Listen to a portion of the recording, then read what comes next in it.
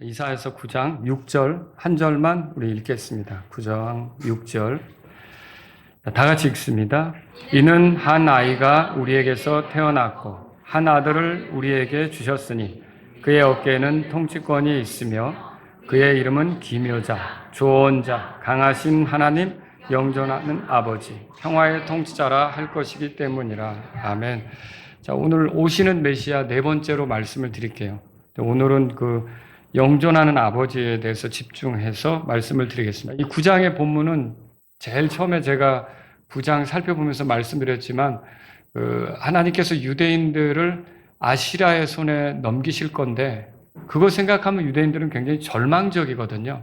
하지만 하나님께서 그 유대인들에게 메시아를 보내겠다는 약속을 하시는 거예요. 메시아가 온다. 그럼 이제 유대인들은 그 메시아를 기다려야겠죠? 메시아를 기다리는데 그분이 어떤 분이냐? 이걸 소개하는데 6절부터 우리가 보면 7절까지 메시아에 대해서 우리가 소개하는 걸 볼 수 있어요. 핸델의 메시아 혹시 들어보셨어요? 네.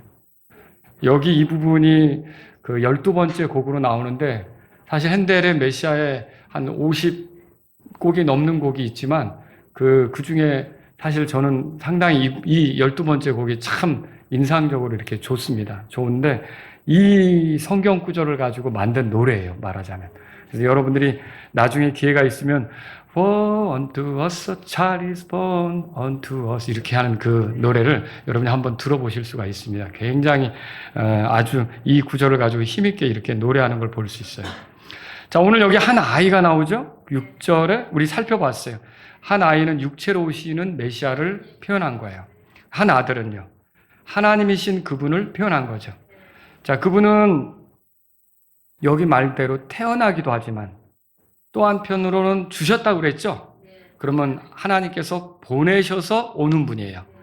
자, 그러면 태어나셨다. 이분은 사람인 거죠. 하나님이 보내셨다. 원래 계셨던 분인데 오셨다. 이거죠. 이분은 하나님을 얘기하는 거죠. 여러분이 예수님을 가리켜서 인자라고 부르는데 인자가 뭐예요? 사람의 아들이죠. 인자라는 말은 그분이 완전한 사람이란 뜻이에요. 그러면 사람의 아들이 완전한 사람이란 뜻이면 하나님의 아들은 또 뭘 가리킬까요? 완전한 하나님이시다. 그런 뜻으로 우리가 받을 수가 있는 거죠. 자, 그분의 어깨에 통치권이 있다 그랬고요. 그분은 기묘자, 몇 주 전에 우리 살펴봤죠? 조언자, 강하신 하나님 이렇게 불려진다고 돼 있어요. 오늘은 우리가 영존하는 아버지를 살펴보려고 하는데 이 메시아를 가리켜서 영존하는 아버지 그렇게 부른다는 거예요. 근데 여기서 이제 주의해야 될 점이 있어요. 메시아를 가리켜 아버지라고 부르는 것은 그분이 삼위 하나님에서 아버지다 그 말은 아닙니다. 그거 오해하시면 안 됩니다. 삼위를 얘기할 때는 아버지가 계시고 그러면 메시아, 예수님은 어디에 해당하냐면 아들에 해당하는 거예요. 아시겠죠? 그럼에도 여기서 이 말을 통해서 이제 메시아를 표현하는데 메시아가 뭐 주님이다, 혹은 구원자다, 혹은 구속주다, 혹은 여러 가지로 표현할 수 있겠죠. 이제 선생님이다. 그런데 이제 이 메시아를 아버지다. 이렇게 표현하는 거죠. 그러면 이 아버지가 주는 의미가 뭐고 영존하다는 말이 또 뭔지 오늘 저랑 여러분하고 같이 살펴보겠습니다. 먼저 아버지라는 말부터 보죠. 우선 메시아가 아버지라는 말은요, 우리의 대표자라는 말이에요. 아버지는 대표죠. 메시아는 그분 안에 있는 자들을 대표하는 분으로서 아버지이십니다. 아담이 모든 산자들의 아버지죠? 아담이 모든 산자들의 아버지죠? 모든 살아있는 자의 대표가 사실은 아담이에요, 아담. 예수님은 하나님의 아들들의 대표예요. 자, 첫사람 아담이 우리의 아버지인 것처럼 예수 그리스도는 구원받은 자들의 대표로서 아버지이십니다. 자, 우리가 구원받기 전에는 아담에게 속했었죠? 아담이 우리의 대표였어요. 근데 이제 구원받았죠? 이제는 그리스도 안에 있어요. 이제 우리의 대표는 누굽니까? 예수 그리스도시다. 그런 면에서 예수 그리스도가 아버지예요. 영존한 아버지. 자, 메시아가 대표일 때 우리가 그분을 대표로 삼을 때 우리에게 일어나는 변화가 있어요. 여러분, 그분의 승리가 우리 것이 돼요. 그분의 영광이 우리 것이 돼요. 자, 수양회 때 배웠죠? 그분의 죽음이 우리의 죽음이에요. 그분의 부활이 나의 부활이 되는 거죠. 이게 그분이 대표자가 될 때 나하고 연관성이 있는 거예요. 연관성이 있는 거죠. 여러분이 얼마 전에 월드컵 있었던 거 아시죠? 우리 교회 성도들은 안 볼 줄로 알고 별로 관심도 없는 것 같은데 그래도 좀 한번 하겠습니다. 그러면 옛날에 제가 동암역에 교회를 할 때 동암역 근처에 그 집을 얻어서 살고 있는데 진짜 밤새도록 시끄러워서 잠 못 잔 날이 하루 있었어요. 2002년도 우리나라 대표 선수들이 4강에 오른 날. 자기들이 올랐나? 선수들이 오른 거죠. 근데 자기들이 오른 것처럼 흥분해가지고 밤새 떠드는데 이게 진짜 전부 다 애국자예요. 대한민국 밤새도록 떠들고 다니는데 잠 좀 자자. 얼마나 시끄러운지 그 국가대표 선수들이 4강에 올랐는데 자기가 올라간 것 같아요. 그리고 뭐 서로 평상시도 모르는 사람들끼리 거리에서 만났는데 좋아가지고 하이파이브하고 막 그냥 들떠가지고 이렇게 한다는 거죠. 그럼 왜 그러죠? 자, 대표의 승리가, 우리나라 대표의 승리가 내 승리가 된 거예요. 요번에 성적이 좀 안 좋았나 봐요. 그랬더니 어떤 분은 소화가 안 된다느니, 잠이 안 온다느니, 막 이런, 여러분 들어보셨어요? 그게 뭐예요? 대표의 어떠함이 우리 것이 되는 거죠. 그럼 예수님을 영존한 아버지라고 할 때 우리의 대표인데 그분의 영광은 내 영광이에요. 그분의 승리는 나의 승리예요. 그분의 부활은 내 부활이 되는 거예요. 그분이 누리는 모든 것들은 내가 같이 누리는 거죠. 그래서 우리가 그리스도와 함께하는 공동 상속자 아닙니까? 이렇게 예수님이 영존한 아버지로서 나의 대표예요.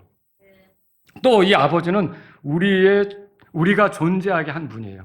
오늘날 이 땅에 우리가 존재하는데 혹시 나는 아버지 없이 존재했어. 그런 분 있어요?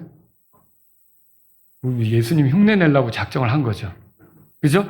누구나 다 이 땅에 존재하려면 어떻게 되겠어요? 아버지가 있었던 거예요. 그러면 예수님을 가리켜서 우리가 영존한 아버지라고 하는 건 뭐냐? 우리의 존재가, 아담 때문에 우리가 있었죠? 그런 것처럼 우리가 하나님의 아들이라는 지위로 새롭게 살아갈 수 있는 게 누구 때문이라는 거예요? 예수님, 그렇죠. 영존한 아버지인 예수님이 아니라면 우리의 신분은 새롭게 될 수가 없었다. 그래서 우리가 하나님의 자녀로 존재하는 것도 누구 때문입니까? 예수님 때문이죠. 사실 예수님은 독생자로 오셨어요. 하나님의 어떠하심을 보여줄 수 있는 유일한 아들이었어요. 물론 천사들도 하나님의 아들로 불리긴 하지만 하나님께서 영원히 함께 이렇게 하실 어떻게 보면 독생자로 보내셨는데 로마서 8장에 보면 이분이 맏아들로 불려요. 여러분 그렇죠?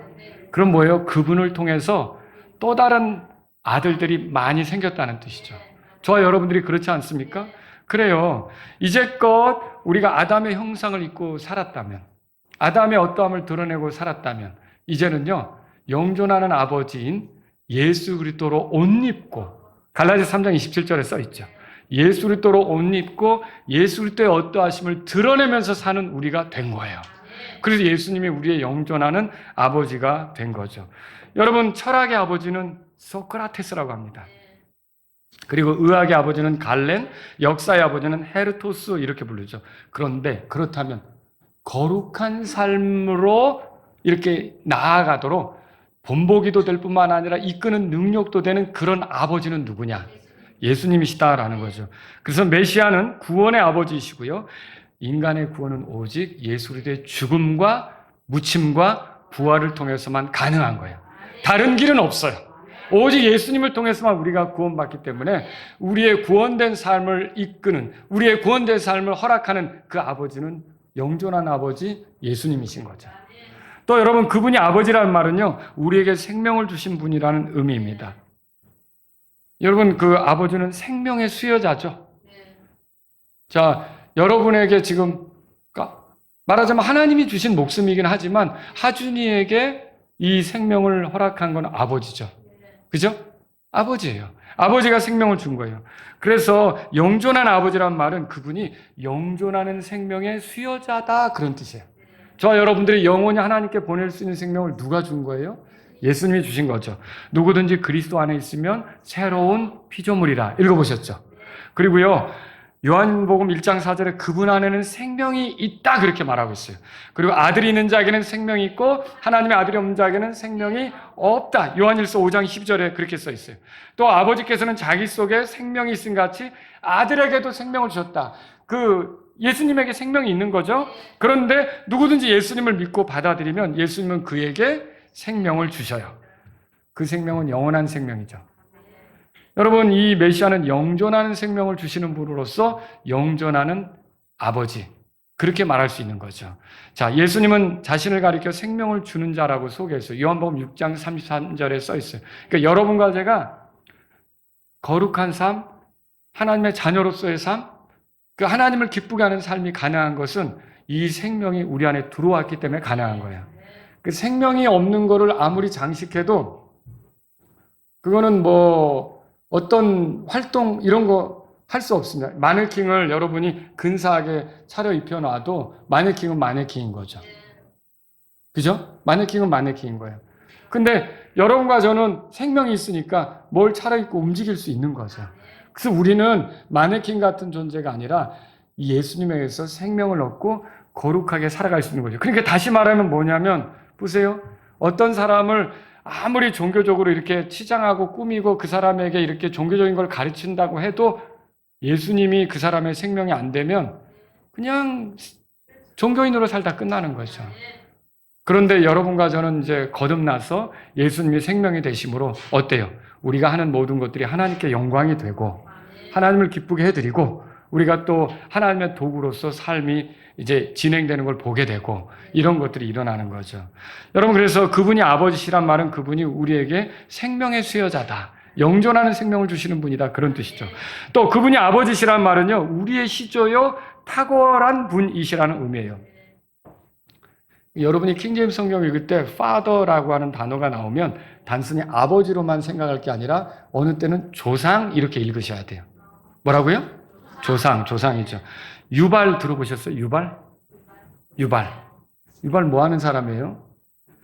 하프와 오르간을 다루는 모든 자들의 조상 들어보셨어요? 창세기 4장 21절에 나오죠? 그때 이 조상이라는 영어 단어가 father예요. 그러니까 어떻게 보면 유발이 창시자, 음악의 창시자, 시조, 조상 그런 뜻이다라고 하는 거죠. 윌리엄 캐리 아시죠? 윌리엄 캐리는 선교의 아버지라고 불러요. 영국의 구두수선공이었으나 하나님께서 주신 강한 부담을 가지고 선교의 뜻을 품어 이제 침략의 목사로서 1793년에 인도로 이렇게 선교하러 간 사람이 이제 윌리엄 캐리가 되는 거죠. 이 사람을 왜 선교의 아버지라고 하느냐? 그 현대의 모든 선교가 결국은 이 사람이 갔던 그런 어떤 그 모습들, 이런 것들을 따라서 이렇게 하게 되는 것이기 때문에 그렇게 부른다는 거죠. 요한 세바스찬 바하라고 들어보셨어요? 제가 아까 핸델 얘기했지만 바하도 비슷한 시절에 살았죠. 이 바하가 음악의 아버지라고 불려요. 그럼 왜 이 사람을 음악의 아버지라고 부릅니까? 오늘날 우리가 사용하는 서양 음악에 이런 모든 체계와 기초를 확립한 사람이 이 사람이기 때문에 그렇다는 것이죠. 그러면 죄를 멀리하고 우리가 하나님의 자녀로서 거룩한 삶을 살도록 먼저 그런 그 완벽하게 하나님을 기쁘게 하는 삶을 완벽하게 보여주신 분이 누구냐? 예수님이에요. 그래서 이게 하나님을 기쁘게 하는 삶의 시조가 아담이 아니에요. 예수님이신 거죠. 그래서 예수님을 영존하는 아버지 그렇게 부르는 것이다라고 하는 거죠.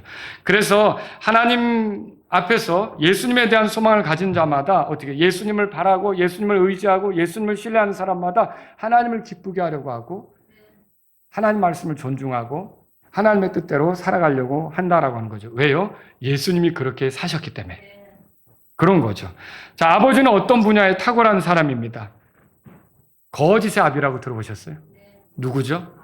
마귀죠. 거짓대 하면 금메달이에요. 거짓대 하면 금메달인 거죠. 마귀를 가리켜 거짓의 아비라고 그래요. 그럼 거짓에 대해서 탁월하다 그런 거예요. 탁월한 존재다. 그러면 여러분 영존한 아버지라는 말은 뭐예요? 이게 영원성, 하나님하고 일치되는 데 있어서 완벽하게 1등이에요. 아버지가. 영존한 아버지가. 그 예수님은 영원하신 분이에요. 죽음으로 끝났습니까? 아니죠. 지금 살아계십니까? 예, 영원하십니까? 예, 그렇죠. 죄 때문에, 우리 죄 때문에 죽임은 당하셨지만 죽음으로 끝나지 않고 살아나셨어요. 그리고 영원히 우리를 인도하시는 분이 되시는 거예요. 자신을 통해 하나님께 나오는 자들을 끝까지 구원하시는 분인 걸 믿으시죠? 그게 예수님이신 거죠. 그래서 우리는 예수님을 영존하는 아버지, 영혼에 있어서 탁월하시다. 우리는 제한적이다. 이렇지만 예수님은 영원하신 거죠. 또 그분이 아버지시란 말은 우리의 가장이시란 말이에요. 아버지는 가장이죠? 가장은 일반적으로 아버지에게 주어지는 표현이에요. 예수 그리스도는 앞으로 오는 하늘의 왕국의 가장이에요. 그리고 예수 그리스도는요, 우리가 지금 하나님의 집에 모여 사는데, 여러분 우리가 하나님의 집에 모여 있잖아요. 사실 우리 집의 가장도, 이 하나님의 집의 가장도 누구예요? 예수님이에요. 목사님이 아니에요. 예수님이 우리 집의 가장인 거죠. 목사도 섬기는 자고. 그렇죠? 가장이세요. 예수님께서 가장이시죠. 여러분 믿는 집안이십니까? 감사하세요. 아버지가 믿는다. 그럼 감사해야 되죠. 그렇죠? 네, 우리 아버지가 뭐 호적상 가장이지만 실제로 믿는 집안의 가장은 누굽니까? 그러니까 예수님이라고 여러분 믿으시고 살아야 돼요. 예수님은 그런 이제 가장이 되시는 거죠. 그리고 여러분 가장이 하는 일은 뭘까요? 자기에게 속한 가족들을 돌보는 거죠. 그러면 예수님이 영존한 아버지고 가장이라면 뭘 말할 수 있을까요? 그분에게 속한 우리를 돌보시는 거예요. 여러분 예수님이 우리를 돌보신다는 거 믿으십니까? 욥기 26장 16절에 욥이 자신을 가리켜 가난한 자들에게 내가 아버지가 되었다 그 말을 했어요. 그 말은 뭐예요? 가난한 자들을 돌봐주었다 그 뜻이죠. 그러니까 예수님을 영존하는 아버지라고 우리가 부를 수 있는 것은 그분이 영원히 우리를 돌보시는 분이에요. 그분이 영원히 우리를 챙기시는 분이에요. 그래서 우리가 영존하는 아버지 그렇게 부르는 거죠. 유대 사회에서 아버지가 부재하면 그 맏아들이 아버지 역할을 하는 거 아세요? 그죠? 저 같은 경우도 어렸을 때는 신방 다니기 어려웠는데 이제 아들들이 좀 크잖아요. 그러면 제 아내랑 이제 누구를 상담하러, 누구를 만나러 이렇게 갈 수가 있단 말이죠. 그럴 때는 제가 하는 일이 큰아들, 우리 집에 큰아들이 있어요. 그 큰아들을 불러서 이제 네가 책임져야 돼. 네가 아버지 역할을 하고 책임져야 돼. 그러면 나머지 동생들은 형이 뭔데? 이랬다가 큰일 나요. 네. 그 형한테, 맏아들한테 덤비면 아버지한테 저항한 것과 같은 것이 되겠죠. 그래서 돌아와서 안 좋은 일이 벌어지죠. 그죠? 그렇지만 어때요? 형 말을 잘 들었다. 그리고 형이 책임감을 가지고 잘 통제했다. 그러면 와서 좋은 일이 있죠. 네, 이렇게 되는 거예요. 그래서 아버지가 부재할 때는 맏아들이 아버지 노릇을 할 수가 있는 거죠. 예, 그렇습니다. 이제 이 땅에서 여러분 우리가 아버지라고 부를 어떤 그 영적으로 그렇게 할 사람이 신부 이거 맞아요? 아니에요. 교황도 팝이죠. 이거 맞아요? 아니에요.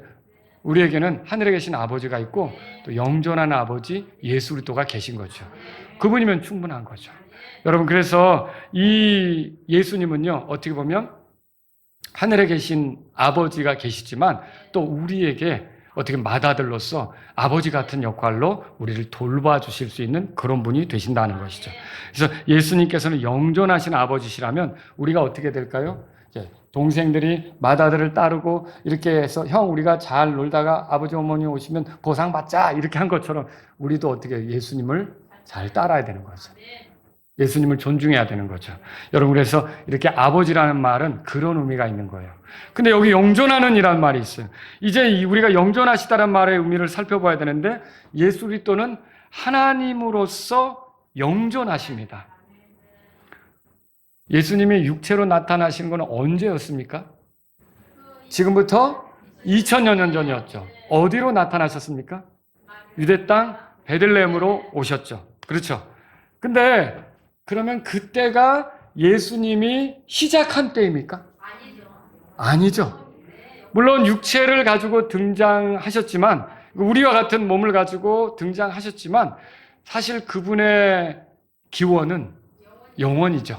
그래서 미가서 5장 2절에 이스라엘의 치리자가 될 자가 내게서 내게로 나아오리라. 그의 나아감은 옛적부터 있었으며 영원부터 있었느니라. 이렇게 소개하는데 자, 그러면 이게 뭐예요? 메시아가 지금부터 2000여 년 전에 이 땅에 태어나셨지만 실제로 그분은 영원부터 계셨던 분이다라고 하는 것이죠. 시작이 있는 거예요? 없죠. 영원이란 말은 시작이 없잖아요. 끝이 있어요? 없죠. 여러분 이걸 우리가 알아야 되는 거죠. 그분은 시작 끝이 없는 영원하신 분. 저는 시작이 있나요? 있죠. 여러분도요? 예. 근데 예수님에겐요? 예, 없어요. 그런 거죠. 요한복음에 따르면 육신으로 나신 예수님은 본래 말씀이라고 표현되는데 이 말씀은 하나님과 함께 계셨고 이 말씀이 하나님이셨다. 그렇게 말하고 있어요. 그리고 이분이 그러면 하나님이시라면 뭐예요? 영원하신 거죠. 여러분 그래서 요한계시록 1장 4절에 예수 그리스도를 뭐라고 표현했냐? 지금도 계시고 전에도 계셨으며 장차 오실 분. 여러분 이렇게 표현하고 있다는 거죠. 그분을 가리켜 영존하는 분이라고 소개하는 것은 그분이 계시지 않은 때가 있다 없다. 없다는 것이죠. 예. 아버지와 아들 성령님은 한 하나님이십니다. 우리의 이해를 위해서 아주 각별한 사이다. 그런 걸 표현해서 아버지 그리고 아들 이렇게 표현하긴 했지만 이 표현이 저하고 우리 재혁이 형제하고의 관계를 얘기하는 건 아니에요. 저 때문에 재혁이 형제가 시작됐잖아요. 그렇죠? 그러면 아들은 하나님 때문에 시작된 겁니까? 아들은 아버지 때문에 시작됐냐고요? 아니요. 영원부터 계셨던 거죠. 그래서 오늘날 예수님을 피조된 존재로 또 아버지와 다른 열등한 존재로 이렇게 설명하는 건 옳지 않아요. 아버지와 아들과 성령님은 하나이세요. 하나님이신 거죠. 그래서 여러분이 또 요한복음에 읽어보면 그게 있어요. 침례자 요한이 예수님을 소개하는데 이렇게 소개하죠. 내 뒤에 오시지만 나보다 먼저 계신 분. 자, 침례자 요한이 먼저 태어났어요? 예수님이 먼저 태어났어요? 침례자 요한이 먼저 태어났죠? 침례자 요한이 태어나고 6개월 정도 뒤에 예수님이 태어난 거죠. 근데 침례자 요한은 예수님에 대해서 뭐라고 말하냐면 이렇게 말한 거예요. 내 뒤에 오시지만. 이 말은 뭐예요? 나보다 늦게 태어났지만 그렇게 끝나지 않았어요. 나보다 먼저 계신 분. 우와, 이걸 우리가 그리스도의 선제라고 하는데 예수 그리스도께서는 영원부터 계신 분으로서 우리의 구원을 목적으로 해서 이 땅에 사람이 되어서 오신 분이라는 거죠. 여러분 그렇게 믿으십니까? 그래서 그분은 영원하신 분이에요. 또 예수 그리스도는 그 지위와 직무, 활동에서 영원합니다. 어떤 사람이 그런 말을 했어요. 60세가 넘으면 뇌세포가 변해 뇌가 썩는다. 들어보셨어요? 그래서 그 말로 노인을 폄하했다 이런 비난도 들었죠. 근데 아마도 그 말의 의도는 60대는 책임 있는 자리에 가면 안 된다. 혹은 세대 교체를 해야 된다. 이런 뜻으로 한 말이 아닐까 생각이 돼요. 자, 나이가 들면 자꾸 기억력이 가물가물해지고 뭐 이런 거 때문에 얘기했다고 생각이 돼요. 그런데 예수님은 그럴 필요가 있으십니까? 없죠. 그분은 그럴 필요가 없으세요. 그분이 그 그리스도라는 직위에서 아이고 이제는 못 해먹겠다 이렇게 물러납니까? 아니요. 영원한 거예요. 그분은 이제 왕으로 오실 거죠. 그분은 영원한, 영존하는 아버지이신 것을 우리가 성경을 통해서 배우는 거죠. 그분의 직무나 그분의 지위, 그분의 이런 그 활동, 이런 것들은 쇠하지 않는다는 것을 알 필요가 있습니다. 그래서 영존하는 아버지인 거죠. 그래서 히브리서 13장 8절에 보면 그리스도는 들어보셨을 거예요. 어제나 오늘이나 영원토록 동일하시니라. 그럼 믿으십니까? 이 말을 저는 못해요. 옛날에 허리 안 아팠거든요. 이 말을 못하겠어요. 옛날엔 꽉 했거든요. 이 말을 못하겠어요. 옛날엔 침침하지 않았거든요. 눈 좋다는 소리 들었단 말이죠. 근데 지금은 어때요? 자꾸 쇠하여 가죠. 근데 그리스도는 그런 분이 아니에요. 능력에 있어서나 지혜에 있어서나 여전히 탁월하시며 여전히 동일하신 분이죠. 그래서 영존하는 아버지인 거예요. 예수 그리스도는요. 거느린 식구가 많은 분이세요. 제가 자녀들이 있으니까 이 자녀들이 저를 뭐라고 불러요? 아버지라고 부르잖아요. 예수님이 영존하시는 아버지라는 말은 예수님이 거느린 그런 식구들, 자녀들이 있다는 뜻이죠. 여러분, 그래서 그분이 언제나 이렇게 아버지시라면 우리가 그분 안에 있는 사람들로 언제나 그분의 자녀고 그분은 언제나 우리를 보호하시고 우리를 위하시는 분이시라는 걸 믿으셔야 돼요. 그러니까 우리가 구원을 얻었는데 그 구원을 잃어버릴 수 있습니까? 잃어버릴 수 없죠. 영존한 아버지가 우리를 잃어버릴 수 없어요. 우리를 끝까지 지키고 보호하는 분이신 걸 믿으시기 바랍니다. 목사님, 제가 이렇게 형편없는 모습인데요. 목사님, 제가 구원 간증해놓고도 이런 식으로 살았는데요. 목사님, 치졸하게 아주 육신적인 거 드러내고 그리스도인이면서 구원받았으면서 구원 간증해놓고 내가 이렇게 살았는데요. 여러분, 그래도 하나님의 다루심 속에 있고 여러분을 끝까지 지키시는 분이 영존하신 아버지 예수 그리스도이십니다. 여러분, 그걸 믿으셔야 돼요. 예수 그리스도는 십자가에서 죽으시고 부활하셔서 우리가 하나님과 영원을 보낼 수 있게 하셨죠. 모든 인류의 아버지는 아담이죠, 원래. 그리고 우리는 지금 그래요. 사실 우리가 여기 선교팀이 왔지만 조금 우리랑 달라 보이죠? 달라 보여요? 여러분이 말도 다르고 이렇게 여러 가지로 그렇게 생각할지는 모르지만 시작은 다 노아에게서 왔어요. 그죠? 노아가 우리 아버지인 거죠, 어떻게 보면. 유대인들은 자기들의 아버지로 생각한 사람이 있어요. 자기들의 조상으로 생각한 사람이 있어요. 누구예요? 아브라함이죠. 그러면 결국은 자녀들이 그 아버지의 덕 보는 거 아세요? 조상 덕 보는 거 아세요? 그래서 아버지의 재산을 물려받는 자들도 있고 아버지의 재능을 넘겨받는 자들도 있고 아버지의 어떤 환경을 물려받는 자들도 있죠. 그런데 여러분, 예수님께서 영존하신 아버지라고 한다면 우리가 그분의 자녀일 때 그분은 자신이 가지신 좋은 것들을 우리에게 나눠주시는 거예요. 우리가 누릴 수 있게 하는 거죠. 그래서 로마서 8장 17절에 그리스도께 속한 자들은 그리스도와 함께하는 공동 상속자들이다, 그렇게 말하기도 했어요. 그리스도와 더불어 좋은 것을 누리게 되도록 이제 그분은 우리에게 영존하는 아버지가 되시는 거죠. 그런 그리스도를 나의 영존한 아버지로 누리려면 뭐가 필요할까요? 이런 예수님하고 내가 특별한 관계가 되려면 뭐가 필요할까요? 모태신앙? 교회 그냥 다니는 거? 뭐가 필요하죠, 여러분? 예, 죄들을 용서받고 구원받는 거죠. 예수님을 구주로 믿고 예수님을 이제 나의 주님으로 받아들이고 이렇게 한 사람에게는 영존한 아버지로서 그분이 좋은 것들을 같이 이렇게 누릴 수 있게 우리에게 기회를 주시는 거죠. 이런 걸 생각하셔야 돼요. 자, 영존한 아버지라는 표현은 삼위 하나님을 이야기할 때 하늘의 그 아버지를 얘기하는 겁니까? 그건 아니라고 그랬죠? 그렇게 얘기한다면 메시아는 아버지라고 말하지 않고 아들이라고 얘기해, 맞죠? 그죠? 그런데 여기서 오늘 이렇게 아버지라고 말하는 건 뭐예요? 이런 아버지가 보여줄 수 있는 여러 가지를 그분이 우리를 향해서 보여줄 수 있기 때문에 영존하는 아버지라는 표현을 사용하신 거죠. 자, 모든 사람들은 해가 지면, 아이들은 다 해가 지면 집으로 가죠. 누구 집으로 가요? 네, 아버지 집으로 가요. 내 아버지 집에 거할 곳이 많도다. 예수님도 말씀하셨지만, 자, 보세요. 예수님이 영존하는 아버지라면 우리가 이 세상에 인생을 보내다가 결국은 우리는 어디로 가느냐? 영존하는 아버지가 계시는 그 집으로 가는 거예요.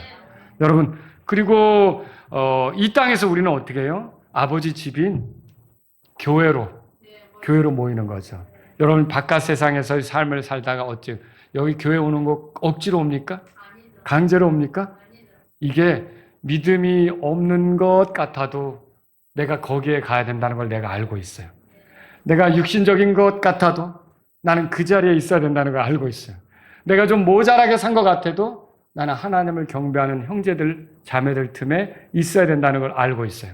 하나님의 집에 내가 가야 된다는 걸 알고 있죠. 이거 왜 그래요? 그분이 영존한 아버지시고 우리가 그분의 자녀 같기 때문에 그렇다는 것이죠. 이런 걸 우리가 배울 수가 있는 것이죠. 각 사람은 아버지의 일을 하게 돼요. 여러분, 예수님이 12살 때 예루살렘에 올라갔을 때 아니 그 마리아하고 요셉은 자기들과 함께 걷는 줄로 알았죠. 근데 찾아보니까 없어서 다시 예루살렘으로 쫓아갔죠. 거기 성전 안에서 이게 어떤 장로들과 종교적인 지도자들과 얘기를 나누고 있었죠. 왜 이렇게 했느냐라고 물으니까 예수님이 아버지의 일에 관여함을 알지 못하셨습니까? 이렇게 물었죠. 예수님은 아버지의 일을 위해 오신 거죠. 그렇게 해서 아버지의 일을 행하셨어요. 요한복음 10장 37절에 그렇게 써 있어요. 아버지를 기쁘게 해드렸던 거죠. 이제 예수님이 영존하시는 아버지라면 우리는 어떻게 해야 될까요? 이게 감사한 게 있어요. 우리 아들들도 어느 때인가부터 커가면서 아버지의 일에 관여를 해요.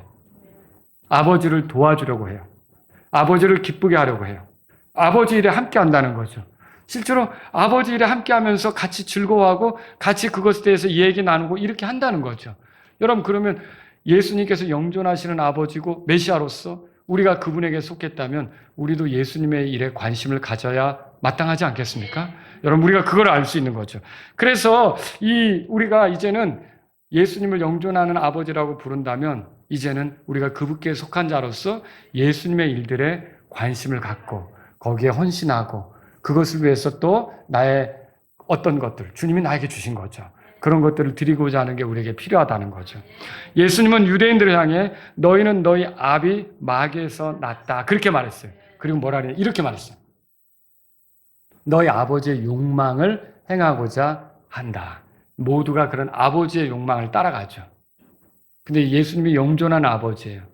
그럼 우리가 누구의 원함을 따라가는 거예요? 예수님의 원함을 따라가는 거죠.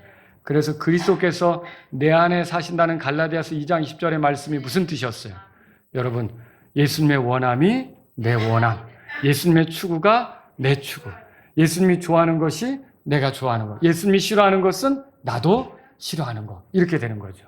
저와 여러분들이 예수님을 이렇게 영존하는 아버지로 생각한다면 그분께 속한 자로서 그분의 어떠하심을 드러내고자 하는 저와 여러분들이 될 수 있기를 바랍니다. 예수님은 영존하는 아버지세요. 이제 우리도 예수님과 함께 하나님의 영광을 위해서 하는, 왜냐하면 예수님이 하나님의 영광을 위해서 움직이셨으니까 그런 사람들이 될 수 있기를 주의 이름으로 바랍니다. 우리 다 같이 일어서시겠습니다. 오늘 이 말씀을 들으신 여러분, 예수님은 영존하시는 아버지라는 말을 들었습니다. 그분은 우리의 대표십니다. 그분의 어떠함이 곧 나의 어떠함이죠. 그분의 승리가 내 승리고 그분의 영광이 내 영광이 되고 그분이 앞으로 누리게 될 걸 내가 같이 누리니까 나도 그리스도와 함께하는 공동 상속자죠. 그분의 죽음이 내 죽음이고 그분의 부활이 내 부활이 되고 이제 그분이 하는 일에 내가 관여해서 그분과 함께 섬기는 그런 사람들이 된 거죠. 여러분, 오늘 이 말씀에 따라 영존하시는 아버지이신 예수님을 따라 내 나머지 삶을 주님이 기뻐하시는 그런 일들을 하며 살아가기를 원합니다. 이런 분이 있다면 이 시간 주님 앞에 나아가십시오. 주님께서 나를 불러서 새로운 위치에 있게 하신 대로 내가 주님을 기쁘게 하며 살기를 원합니다. 이런 분이 있다면 이 시간 주님 앞에 나아가십시오. 영원한 생명을 우리에게 주신 예수님을 따라서 나머지 삶을 살기를 원합니다. 이런 분이 있다면 이 시간 주님 앞에 나아가십시오.